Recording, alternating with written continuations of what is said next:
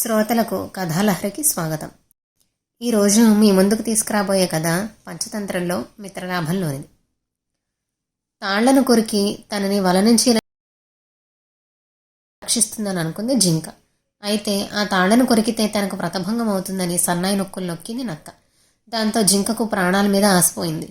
ఇంకో విధంగా అనుకోకు, ఈ పని తప్పితే ఇంకే పని చెప్పినా చిటికలో చేస్తా, నేను ఆ మూలుంటాను అంటూ తనలో తాను చిన్నగా నవ్వుకుంటూ చాటుగా దాక్కుంది నక్క. పొలం యజమాని తొందరగా వస్తే బాగుండు, జింకను కొట్టి చంపేస్తాడు, అప్పుడు దాని కండలు నోటి నిండా రుచిగా తినొచ్చు అంటూ నాలుక చప్పరించింది నక్క. దూరం నుండి నక్కను గమనిస్తున్న జింకకి నక్క జిత్తుల మారితనం అర్థమైంది. ఇప్పుడు ఇంకా ఏడ్చి ఏం ప్రయోజనం లేదు, జరిగేది జరుగుతుందని తన దురదృష్టానికి చింతిస్తూ బాధపడింది జింక.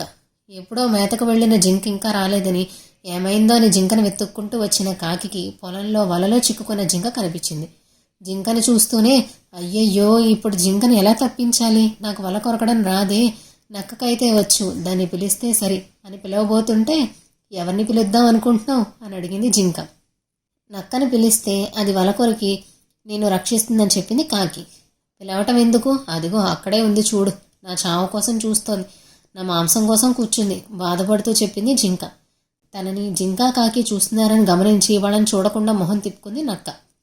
కాకి అంతా అర్థమైంది. నేను ముందే చెప్పాను, విన్నావా, చూడు ఇప్పుడు ఏం జరిగిందో. ఇలాంటి వారు ఎదురుగుండా ఉండి పొగుడుతూ వెనకాల గోతులు తీసే స్నేహితులు పాలబిందెలు అనిపించే విషపు కుండలు లాంటివారు, వాడితో స్నేహం పనికిరాదు. బుద్ధి కర్మాణి సారాయణ అని పెద్దవారు ఊరికినే అనలేదు. ఇలా నువ్వు వలలో చిక్కాలని ఉండబట్టే ఆ నక్కతో స్నేహం చేసావు అంది కాకి. జింక కళ్ళు చెమర్చుకుంటూ, నీ మాటలన్నీ నిజాలే, నీ మాటలు పడిచాను పెట్టినందుకు నాకు తగిన శాస్తే జరిగింది అంది జింక. ఇంతలో పొలం యజమాని రాసాగాడు. అతని చేతిలో ఒక లావుపాటి కర్ర ఉంది. ఆ కర్రతో కోపంగా వస్తున్న యజమానిని చూసిన జింక చావు భయంతో వణికిపోయింది. మిత్రమా, యజమాని వచ్చేస్తున్నాడు, ఏదో ఒకటి చేసి నన్ను రక్షించు అని అర్థించింది జింక కాకిని. ఇంతలో కాకికి ఒక ఉపాయం తట్టింది.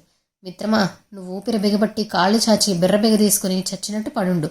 నువ్వు చనిపోయావని నమ్మకం కలిగేలాగా నేను నీ మీద పొడుస్తూ ఉంటాను, అంతే. అది చూసి నువ్వు నిజంగానే చనిపోయావనుకుని యజమాని వల తీసేస్తాడు.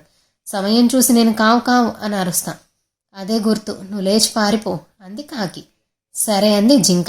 కాకి చెప్పినట్టుగానే ఊపిరి బిగబట్టి చచ్చినట్టు పడింది. జింక కళ్ళను ముక్కుతో పొడుస్తూ ఉంది. యజమాని దగ్గరగా వచ్చాడు. అతన్ని చూస్తూనే కాకి ఎగిరి దగ్గరగా ఉన్న కొమ్మ మీద కూర్చుంది. జింకను తేరిపారా చూశాడు యజమాని. జింకలో కదలిక లేదు. దాంతో ఇది చచ్చిపోయినట్టుందే అని వల తొలగించాడు. అదే అవకాశంగా కాకి కావు కావు నరిచింది. అంతే, జింక ఇంకా పరుగంతుకుంది. అని జరిగిన దాన్ని నమ్మలేకపోయాడు యజమాని. కోపం వచ్చింది అతనికి. చేతిలోని కర్రను జింక మీద గురిపెట్టి విసిరాడు. జింక తప్పించుకుంది. అయితే ఆ కర్ర చాటుగా ఉన్న నక్కకి బలంగా తగిలి నక్క అక్కడే ప్రాణాలు విడిచింది. ఈ కథలో నక్క జింకను మోసం చేద్దాం అనుకుంటే ఆ ఆలోచనకు నక్కే బలి కావాల్సి వచ్చింది. స్నేహం నటించి ఎదుటివారిని దెబ్బతీద్దామనుకుంటే ఆలోచన కలిగిన వాడే తిరిగి ఆ గోతులో పడతాడు. ఈ రోజుకి కథతో ముగిద్దామండి. తిరిగి